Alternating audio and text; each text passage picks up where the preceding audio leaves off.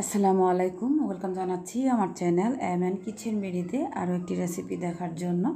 একদম বাসায় থাকা মশলা দিয়ে আজকে আমি ইলিশ মাছের কারি রান্না করব। তো চুলায় হাঁড়ি দিয়ে দিলাম, দিয়ে দিয়েছি পেঁয়াজ রসুন আদা। পেঁয়াজ রসুন আদাগুলো ভালো করে কষিয়ে নিচ্ছি। রান্না তো অনেকেই করতে পারেন, মাছ তো কম বেশি সবাই রান্না পারেন। ইলিশ মাছের কারিটা আমি রান্না করতেছি আজকে একদম সহজভাবে বাসায় থাকা মশলা দিয়ে। যারা একদম নতুন রাঁধুনি তাদের জন্য আমার আজকের রেসিপিটা। তো আমি পেঁয়াজ রসুন আদাগুলো কষানোর পরে দিয়ে দিলাম হলুদের গুঁড়া, মরিচের গুঁড়া, ধনিয়ার গুঁড়া, জিরার গুঁড়া, গরম মশলা, তারপর দিয়ে দিচ্ছি লবণ পরিমাণ মতো। দেওয়ার পরে এখন একটু নেড়ে মিশিয়ে নিব, তারপর দিয়ে দিব সামান্য একটু পানি। মশলাগুলো দেওয়ার পরে সামান্য একটু পানি দিতে হয় যেন মশলাগুলো পুড়ে না যায়। তো কষানোর সুবিধার জন্য সামান্য একটু পানি দিয়েছি আমি। এখন আবার ভালো করে মিশিয়ে নিলাম। তো আমার মশলাগুলো কষানো হয়ে গেছে। এখন আমি দিয়ে দিচ্ছি মাছগুলো। আর মাছগুলো একটু বেশ বড় সাইজের করে কেটেছি আমি। এইখানে 2টা ইলিশ মাছ, 2টা একসাথে রান্না করতেছি। তো মাছগুলো ভালো করে মিশিয়ে নিলাম মশলার সাথে।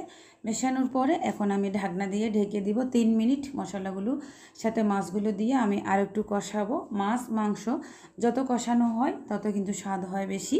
তখন আমি নেড়ে মিশিয়ে নেওয়ার পরে ঢাকনা দিয়ে ঢেকে দিচ্ছি। ঢাকনা দিয়ে ঢেকে আমি ফিরে আসি আরও 2 মিনিট পরে। মাছগুলো আমার কষানো হয়ে গেছে।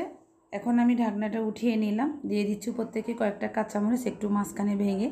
আর এই কাঁচামরিচগুলো ফ্রিজে ফ্রোজেন করা ছিল, আমি বেশি করে এনে ডিপ ফ্রিজে রেখে দিয়েছিলাম। তারপর দিয়ে দিচ্ছি টমেটো, একটা টমেটো আমি কেটে দিয়ে দিলাম। তো টমেটো দেওয়ার পরে এখন আমি দিয়ে দেবো এখানে ঝোল। ঝোলের পরিমাণটা দিচ্ছি আমি এই কাপটা দিয়ে মেপে। প্রথমে 1 কাপ পরিমাণ দিয়ে দিলাম, তারপর আমি দিয়ে দিচ্ছি আরও 1 কাপ। তো এখন ঢাকনা দিয়ে ঢেকে দিব মাছগুলো সেদ্ধ হওয়া পর্যন্ত। আমি 10 মিনিট মাছগুলো সেদ্ধ করব।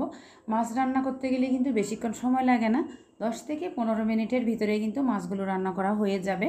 তো নামানোর আগে আমি দিয়ে দিব ধনিয়া পাতা। তো ঝোলটা দেওয়ার পরে একটু হাঁড়িটাকে নেড়ে নিচ্ছি। এখন কিন্তু আর কাঠি দিয়ে নেড়া যাবে না, মাছগুলো ভেঙে যাবে। তো ঢাকনা দিয়ে ঢেকে দিলাম। এখন কিন্তু আমার মাছগুলো সেদ্ধ হয়ে যাচ্ছে। প্রায় আমি এই মাছগুলো 10 মিনিট রান্না করেছি। আর একটু ঝোলের পরিমাণ রাখবো, ইলিশ মাছের ঝোল খেতে আমার খুব ভালো লাগে। সবাই ভালো থাকবেন। ভিডিওটি ভালো লাগলে লাইক কমেন্ট শেয়ার করবেন, আমার চ্যানেলটিকে সাবস্ক্রাইব করে নেবেন।